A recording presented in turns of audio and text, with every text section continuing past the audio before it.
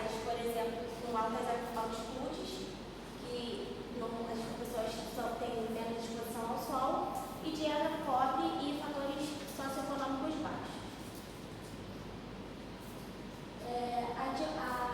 A etiologia pode ser de fatores genéticos ou adquiridos, e tanto genéticos quanto adquiridos podem ser, no caso dos genéticos, eles podem ser calciocrémicos, que geralmente são relacionados à acidose tubular, ou síndrome de Fanconi, doença de dente, ou metabolismo da vitamina D, deficiências no caso, como resistência à vitamina D e a deficiência da síntese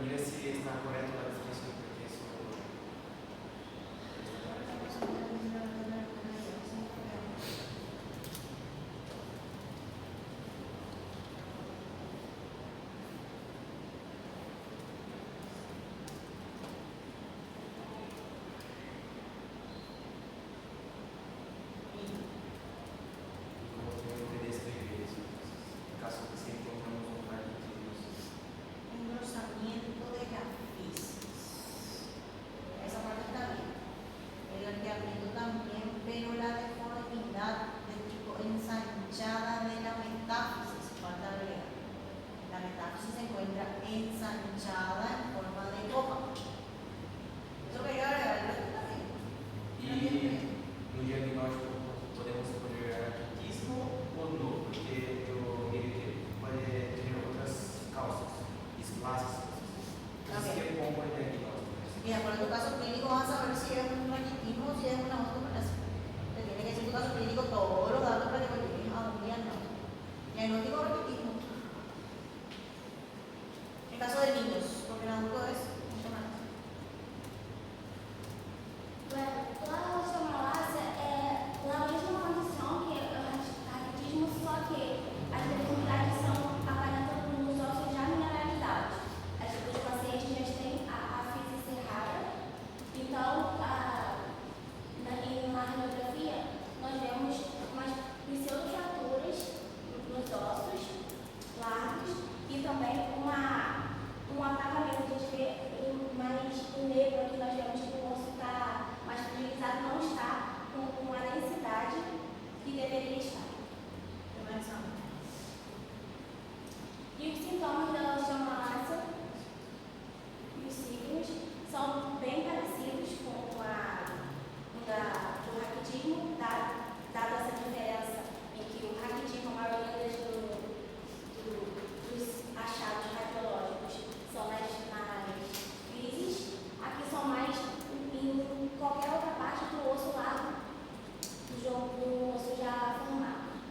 Então, a diferença que nós temos também as partes dos ocalames, as linhas de Gluser, que eu vou mostrar em seguida, o endurecimento e formigamento dos braços e fraturas patológicas. Sobre as debilidades muscular, o paciente apresenta bastante dificuldade para levantar o corpo de uma silla, por exemplo, ou levantar os braços acima da cabeça. Porque as maiores demonstrações são nos ossos da cintura escapular e da cintura pélvica. Aqui nós temos a fratura, que são as linhas de Gluser, tanto aqui no índice.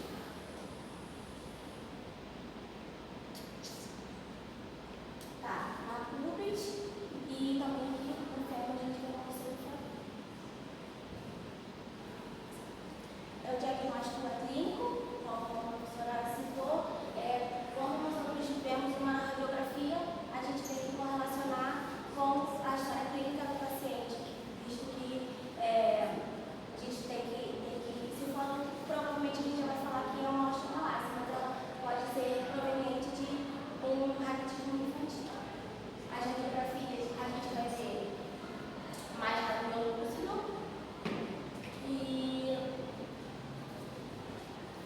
os fatores genéticos a gente tem que ver com esse gene do PHEX laboratorial. Nós vamos ver clínica, vitamina D diminuída, o cálcio e fósforo também diminuído. E geralmente o PTH vai estar aumentado. E o exame histopatológico vai ser o padrão ouro, no qual nós vemos um osso normal, que a formação está bem limitada de um osso normal e de um osso com osteomalácia ou raquitismo é bem difuso. O osso ele não está bem delimitado as partes dos ossos. O tratamento pode ser não farmacológico, que inclui uma dieta saudável, com aporte de macronutrientes, como cálcio, vitamina D e fósforo, tomar sol, mínimo 5 minutos por dia, com a pele mais ou menos desnuda, e o tratamento farmacológico é suplementação de cálcio, fósforo e vitamina D. Também o tratamento farmacológico é esse aqui, Bruzumab, que ele é feito com um anticorpo, que é o antifator de fator F, GF23. E o tratamento também cirúrgico, que é mais relacionado à correção dos pés de gelo vago e gelo vago. Se cura el raquitismo y la osteomalacia.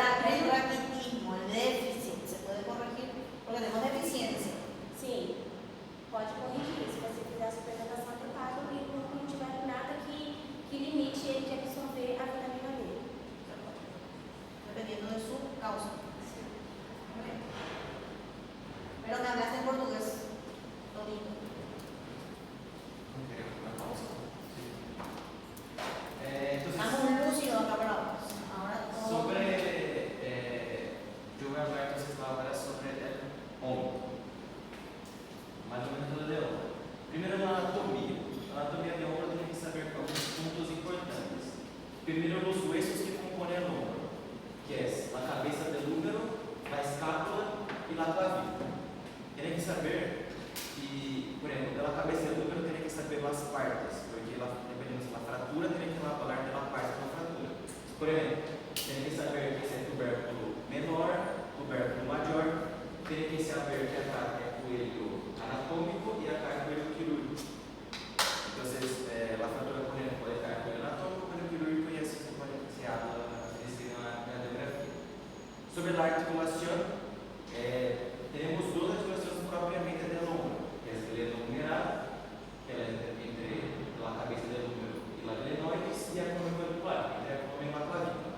Pero tenemos otras articulaciones que son adyacentes, accesorias, que a la única importante que tenemos que saber sería la oracoclavicular, porque eso en la luxación de la clavícula entra esa clasificación. Entonces, después vamos a hablar de eso. Primero, entonces, la luxación del hombro. Luxación ya miramos, o sea, signos y síntomas, esas cosas. Nosotros vamos a hablar solo acá en hombro, en el futuro vamos a hablar porque es mismo. Signos y síntomas de dolor, pérdida funcional, deformidad, edema, entumecimiento hormigueo. ¿Dónde hay una deformidad visible? La deformidad en el hombro. Articular. Articular. Tiene un Parece muy signo. obvio, pero no sabe. Tiene un signo que vamos a conocer. Sí, pero la deformidad se ve en donde, en las articulaciones cuando hablamos de luxación. Bien, ¿verdad? Las causas, trauma directo, trauma indirecto, movimientos repetidos, convulsiones. Sobre el diagnóstico, simples, examen clínico y radiografía. Los dos exámenes que necesito. Y los tipos, puede ser luxación glenohumeral y abdomen clavicular, que tiene sus clasificaciones que voy a hablar. Es importante saber que el hombro es la región anatómica que más sufre luxación. Tema examen. Esse signo é muito característico, né? Signo de chakra inteira, De la charla. que é isso, essa capa que se usa. Não sei como se chama em português, tampoco sei. Pero esse signo acá, se mira que el hombro es redondo, pero acá contiene luxación hacia una punta, ¿verdad? Una punta y un dedo. Sí. Se encuentra un dedo. No tiene esa forma redondeada normal. Bien. Signo de la charla de la luxación del hombro. Bien, eso creo que es lo más importante, que son las radiografías. Intentamos describir todas, está mal, una profesora para corregir, ¿verdad? Tenemos tres profesiones del mundo: la anterior posterior, la AP, la escapular, que es sería la lateral, y tenemos la axilar. Generalmente solo esos dos se puede pedir, la AP y la escapular. La axilar se pide algunos casos. Para saber si es escapular, es solo mirar la escápula, tener ese signo de Y. Bien, la luxación de hombro puede ser anterior o posterior, y eso ya da para mirar en la AP. Pero la AP es para mirar desplazamiento lateral y medial. Pero ¿cómo da para mirar entonces anterior y posterior? Porque tenemos un signo de bombilla. Eso voy a explicar, va a quedar bien claro. Tu signo de la charla también. Sí, de la llave izquierda. Pero en la radiografía da para mirar en la AP. No necesita escapular o ninguna otra para saber si la luxación anterior o posterior. Y en ese caso, entonces una luxación anterior. Luxación anterior, la descripción, por ejemplo. ¿Y la descripción de eso? No. Entonces, la radiografía siempre es AP, escapular y axilar de hombro derecho. Se observa aparentemente pérdida total y permanente de la frecuencia de la articulación del glenohumeral, un desplazamiento anterior del lado derecho, no se observa lesiones óseas. Y el diagnóstico, luxación anterior de la articulación glenohumeral. Creo que eso es más sencillo de hacer.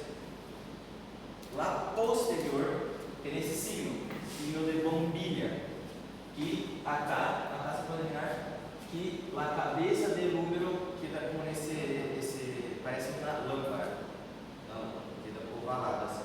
Y eso ya da para hablar que es posterior. Sencillo eso. Tema examen. Entonces es la misma cosa de otro, pero acá se pone posterior.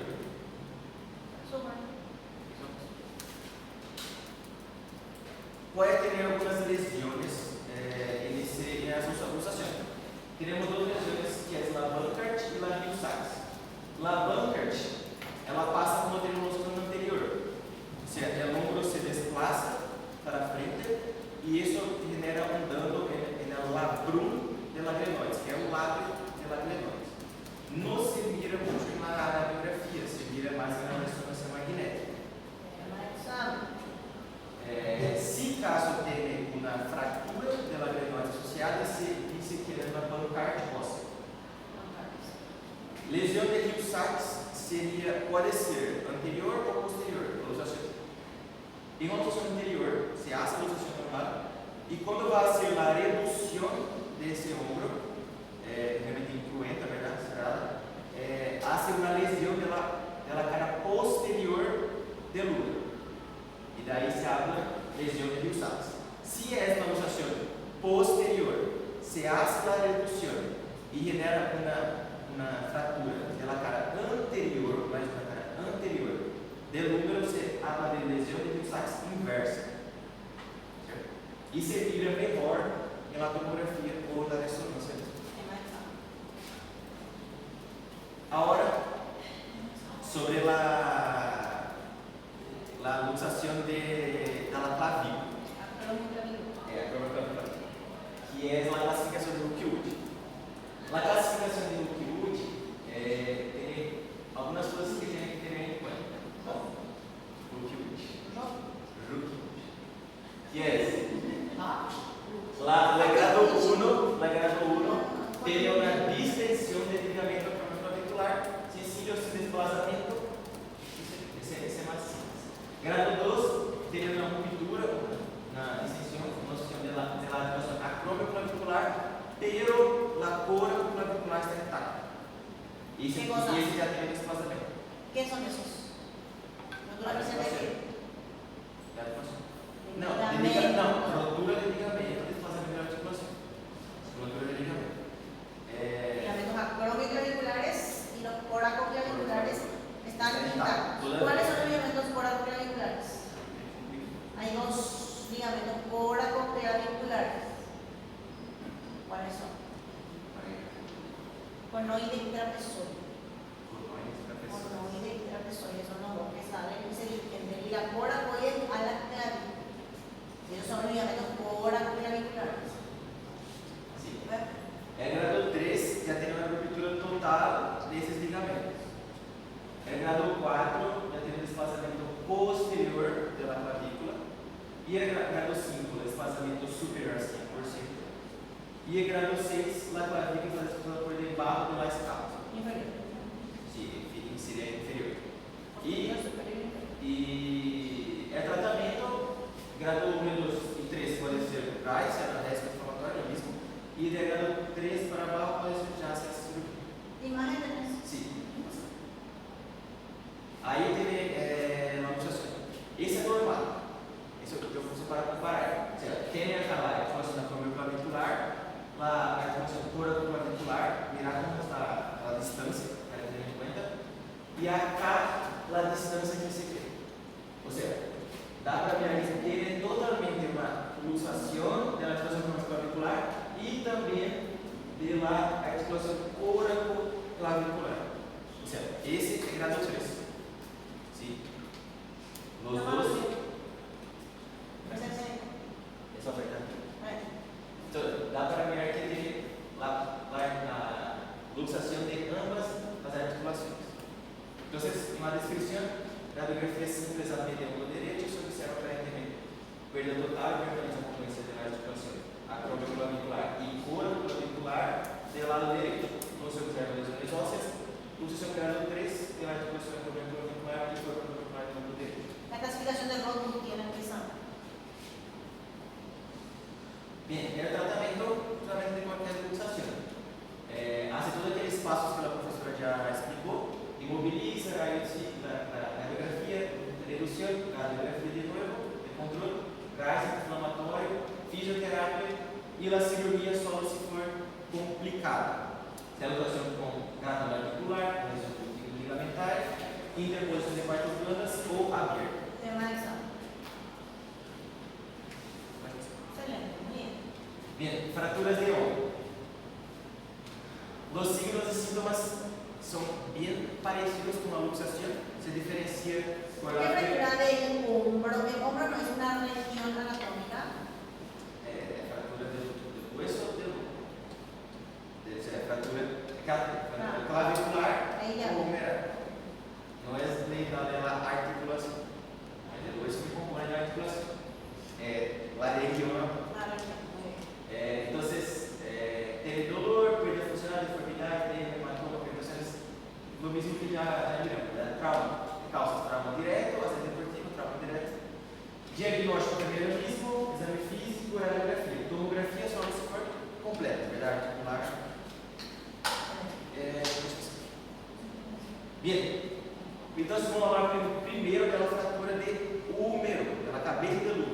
que entra na classificação de Neer.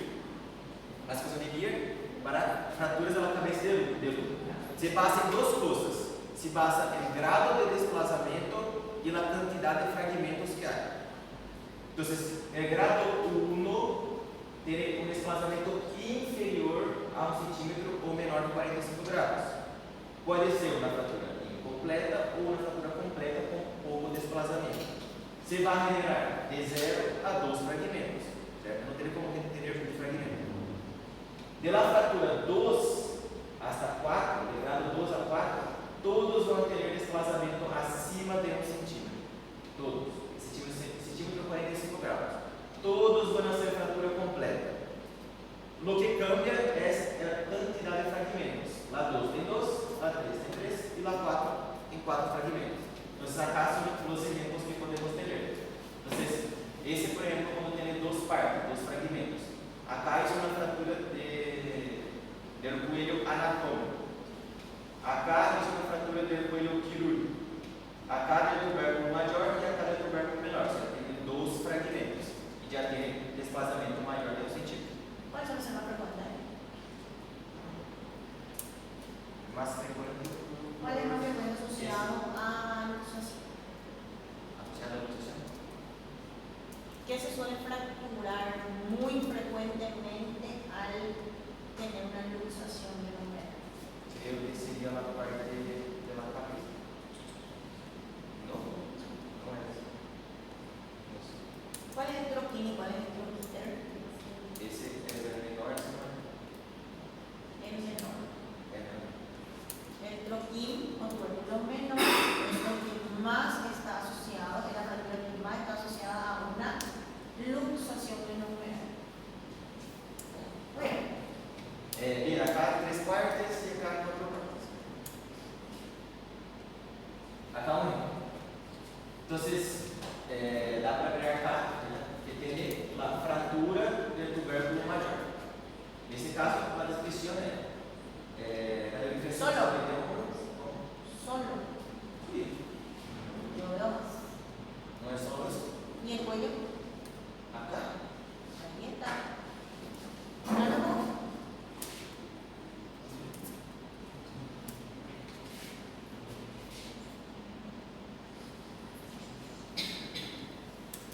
Porque tu cabeza, si vos te das cuenta, no está así, está girado hacia arriba. Sí, está para así. No está así encamado en la articulación, está hacia arriba. Tienes acá uno y acá otro. En 2 partes. 3 partes sería 1, 2, 3 fragmentos. O sea, lo que yo hablé, ¿verdad? 2 partes, 3 fragmentos. O sea, uno del tubérculo y uno del cuello. O sea, mi descripción está mal. Pero lee un poco de descripción. La descripción del ángulo derecho se observa perda de la continuidad ósea aparentemente cerrada a nível de la epífisis proximal do tubérculo maior, de alúmino contraste de fratura completa do oblíquo, com desviação de fragmento cavalgada, mais desplazamento lateral do lado direito. Isso se tuvera 2. Claro. Pero não teria 2. Teria 3. O sea, acá é grado 2. Acá é grado 3. Súper bien. Super. Isso é só para testar se você estava prestando atenção. Dá para ver. Agora a fratura de clavícula. A fratura de clavícula tem classificação de Allen. Esse é bem sencillo. Que é grupo 1 está en tercio medio de la clavícula, grupo 2 tercio distal y grupo 3 tercio proximal. El más común es tercio medio. El tercio proximal es muy raro, cerca del externo. Y es el peor. Sí, es el peor. Ese, ¿Cuál es el peor? Ya no examen alemán. acá tem 2 ejemplos. Esse caso, uma fratura, esse caso para denotar seria de grupo 2, verdade? Terço distal. E esse também, terço distal grupo 2, pero esse é deformidade plástica. Ou seja, não sei se minha descrição está correta, pero seria, se observa a deformidade sem perda da ossa, sem perda da ossa aparentemente cerrada, a nível do terço distal da clavícula com traço de fratura incompleto lá do. Se observa deformidad plástica. Plástica. Tienes que poner deformidad plástica sin pérdida de la continuidad ósea aparentemente cerrada a nivel del tercio distal de clavícula. Ahí luego ese trazo tiene que estar arriba. Porque se observa radiografía simple P de hombro derecho. Se observa de tercio distal de clavícula, una fractura de trazo incompleto de tipo de deformidad plástica. Según tu esquema puedes decir, allá voy a hablar en un trazo, decir que es incompleto. ¿Cuáles son los tipos de incompleto? Rodeo de daño verde, que es deformidad plástica. Deformidad plástica, y ahí después, desviación, no tiene desviación. Sin pérdida de continuidad. Sin desviación o sin desplazamiento al lado derecho. Está bien, pero y deformidad plástica tenés que poner. Aunque no parece porque es un adulto. No parece porque es un adulto. La radiografía es un adulto. Ese no es un niño. ¿Y quiénes son las fracturas incompletas? En niños. Pero es una deformidad. Es una deformidad, pero no es plástica. ¿Está bien tu descripción? Deformidad, pero no es una deformidad plástica. A no ser que tengamos un historial y el paciente te dice que cuando era niño se cayó y dobló. Ahí vos vas a tener eso, va a quedar así. Pero la radiografía sola, sin una historia, es difícil saber qué es, ¿verdad? Pero está bien la descripción. Outro ponto que é importante falar acá é que a clavícula não é muscular, já não tem diáfise, não tem metáfise, você não põe a terço distal da diáfise, por exemplo, tá? Você põe clavícula. Solamente en medio está la ilusión. Tercio No medio. tiene ¿Qué diáfise. tipo de hueso es? Plano. Plano. Excelente. E acá, e essa é outra dúvida que eu queria, que nesse caso, se eu pongo desplazamento, seria inferior ou superior? ¿Cuál es tu fragmento distal? Não, esse. ¿Y hacia dónde está? Não, inferior. Não, esse não é, eu puse acá. Inferior. Eu só. Siempre distal porque el proximal es el fijo. Eu hablo isso porque lá B sempre hablamos de lateral e medial. Nesse caso, é superior e inferior. Você tem sempre que mirar de onde está a radiografia. ¿Y ese qué tipo de trazo es? Completa oblicua. ¿Y esos fragmentitos ahí que están? Esse. Hay uno, ahí abajo hay otro. 4 pedazos ya hay. Não é assim. Pero no es trépano. Não, 5 a mais seria 1 minuto. Verdade? Sí, pero los oblicuos no más también. Es más completo. Porque oblicuo es oblicuo y nada más. Y 2 trazos.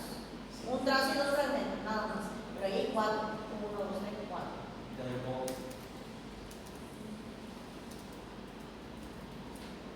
Yo pondría por minuto Já. a partir de 4.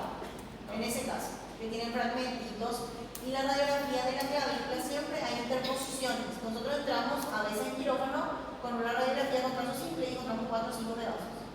Siempre es así, tenemos que estar armando. Entonces, en este caso, yo diría que un minuto porque se ven los otros fragmentitos sueltos. No es solamente un trazo y 2 fragmentos. Então é isso aí. 1 minuto. Puede poner ya por minuto.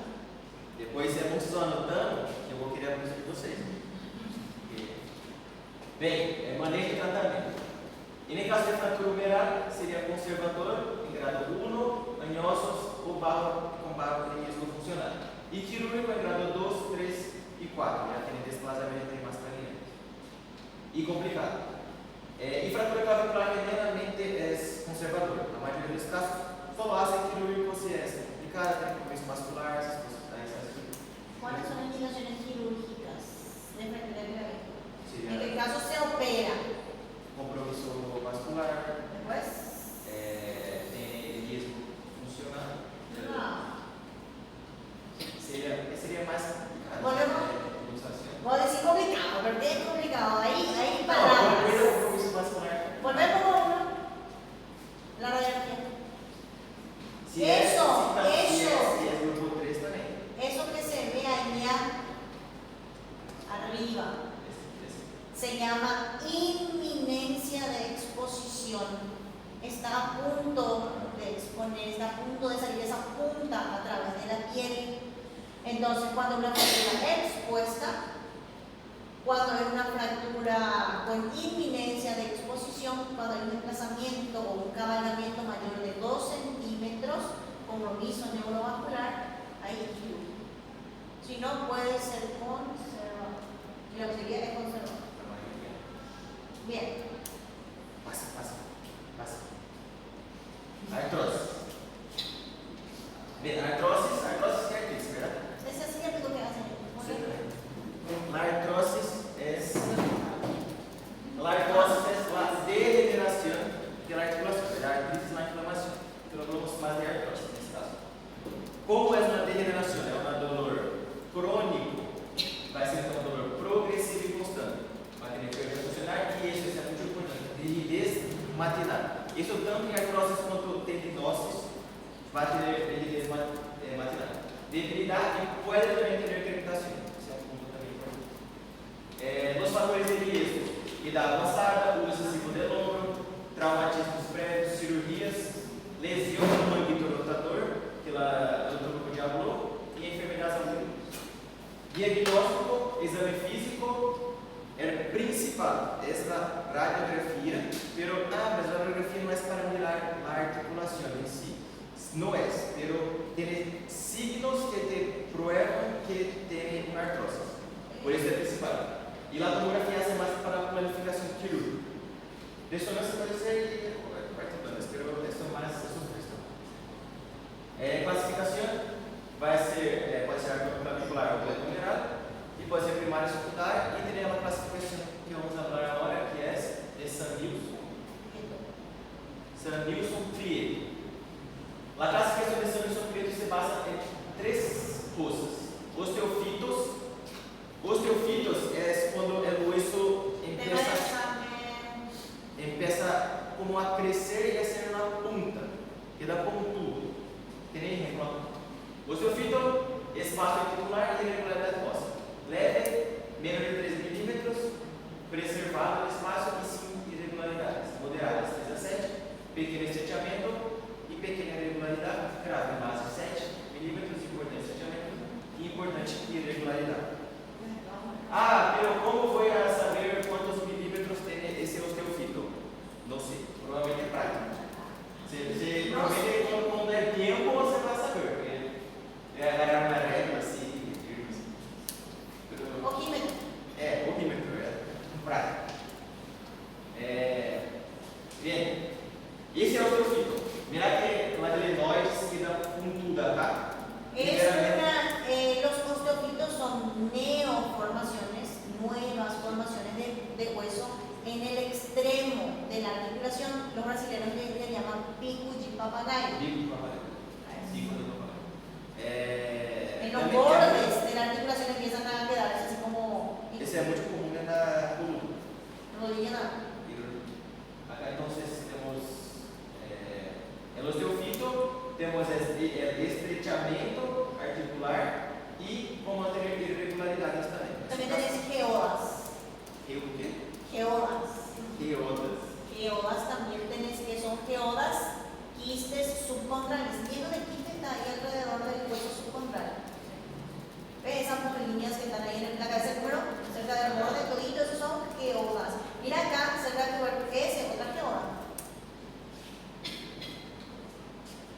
Geodas. Acá en el borde, quistes subcondrales. Geodas, acá. Geodas. Geodas, entonces quistes a nivel subcondral por el atrito empiezan a formarse por el rostro. Bien, la descripción entonces es bien. Vamos a ver qué cita. Se observa aparentemente estrechamiento de la articulación glenomeral y osteofitos de la cavidad glenoidea del lado izquierdo. ¿Y tu irregularidad? ¿Cómo? Tu irregularidad, o sea, no sí. Pequeña irregularidad. Pequeña. Y lo geoides. Geodas. Geodas. Geodas. Entonces una de las articulaciones glenomeral del lado izquierdo. Sí. É uma artrose moderada nesse caso. Não tem muita irregularidade. Ele digo com certeza que o meu tem menos 7 milímetros, verdade? Sí. 6.2. Seis? No, mentira. Seis, não. Mentira, estoy diciendo. Deve ser uns 3. Claro. No se puede saber, no se puede ver.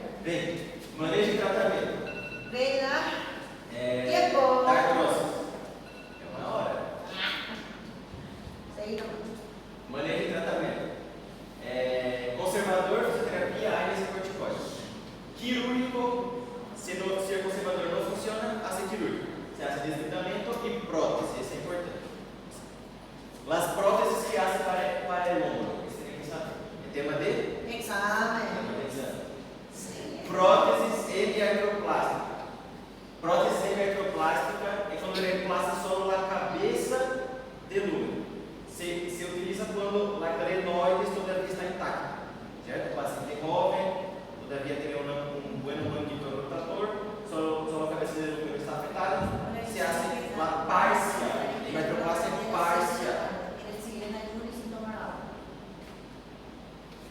Sobre a prótese anatômica, total anatômica. ¿Esta qué es, señorita? La anterior. Sí. La anterior es parcial. La anterior.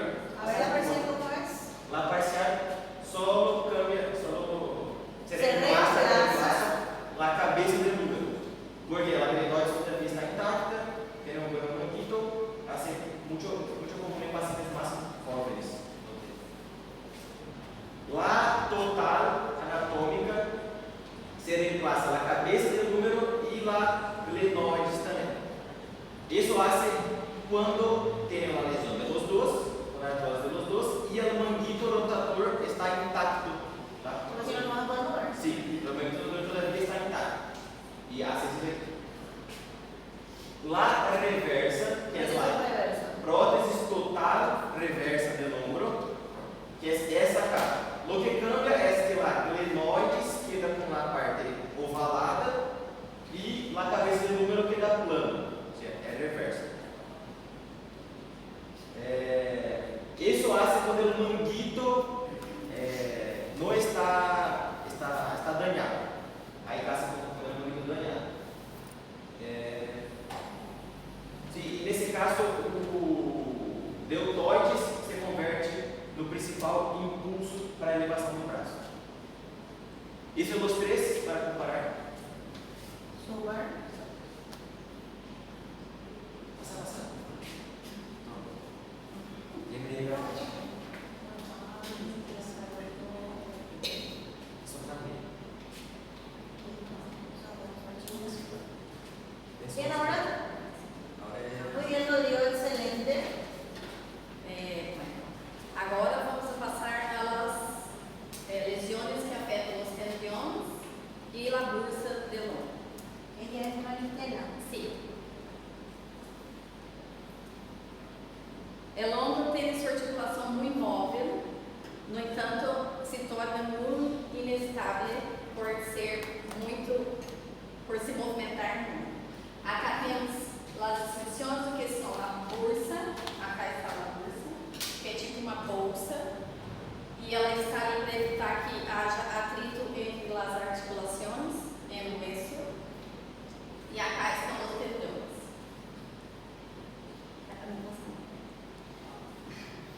Quando há inflamação na bursa, que é nessa estrutura, se chama bursite, e quando há inflamação nos tendões, acá está, se chama tendinite.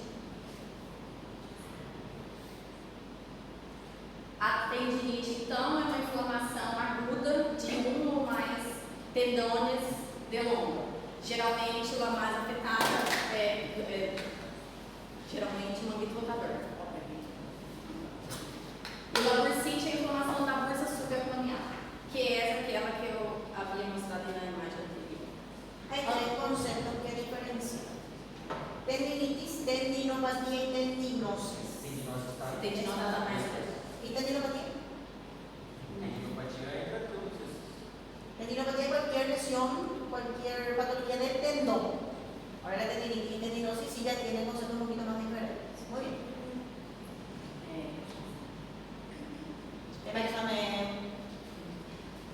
O diagnóstico se hace o exame físico, que foi até mostrado por um grupo anteriormente, que é a prova de Mir, se avalia subacromial ou subespinhal, prova de Hawkins-Kennedy, de Jobe, que avalia tendinite supraespinal, e a radiografia para ver se há alguma fratura. E por se tratar de tendões, tem que fazer ecografia de partes planas. A etiologia pode ser causada por trauma, por movimento repetitivo e por infecção, la tendinite.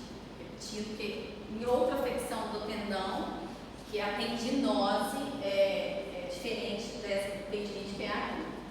Signo e sintoma: dolor, rigidez, debilidade muscular, não pode levantar o braço e dolor noturno intenso. O tratamento é fisioterapia, gelo, AINES, repouso e quando se torna crônico, pode ser cirúrgico. Tendinitis, analisar. Latendinose. Latendinose já é a degeneração. ¿Por qué está en portugués? Tá? Tendinosis. Ui. É uma degeneração crônica do tendão, Degeneración crónica. é associada ao envelhecimento e ao uso excessivo e microtraumatismo repetitivos. Causa dor crônico insidioso, a dor começa devagar e vai se piorando. Tem menor incidência de signos inflamatórios agudos, rigidez matutina e debilidade muscular associada. O tratamento é fortalecimento com fisioterapia, estiramento, ondas de choque ou injeções e possivelmente a cirurgia em casos graves, que não se melhora com o tratamento conservador. Anatomia do corpo. O corpo é formado basicamente por 3 huesos, que é o húmero, o rádio e a una, e pelas articulações húmero cubital, húmero radial, rádio cubital, Proximal.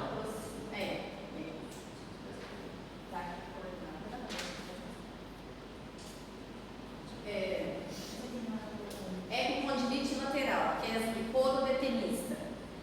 É uma degeneração tendinosa de origem comum dos músculos extensores do antebraço, especialmente o rádio porto-vercar, que é o epicôndrio lateral do húmero. Signos e sintomas: dolor em epicôndrio lateral, que irradia o dorso do antebraço e que piora ao sostener ou segurar objetos. Diminui a força de agarre para segurar as coisas. O diagnóstico é clínico com prova de Posen, de Mille, Maldisley e ecografia de partes planas. O tratamento é conservador e pode ser cirúrgico caso não melhore com o tratamento conservador. Examinar a localização. Este é o polo do tendinite que eu acabei de dizer. É lateral. Epicondilite lateral. Es la pronación. Sim. Esa es buena. Este é menos comum, que ela é epicondilite medial, e é esposo de golfista.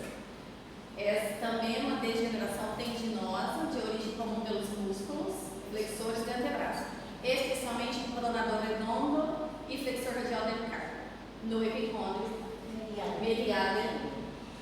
Signos e sintomas: também dolor medial, irradia a face anterior do antebraço e piora ao sostener, segurar objetos e flexionar na umbigo. E pode, em casos graves, pode causar parestesia do quarto e quinto dedo. Diagnóstico também clínico e por ecografia de partes planas. O tratamento também é conservador e, em caso que não melhora, se faz cirurgia. Acá está o epicondilite medial, que é o polo de golfe.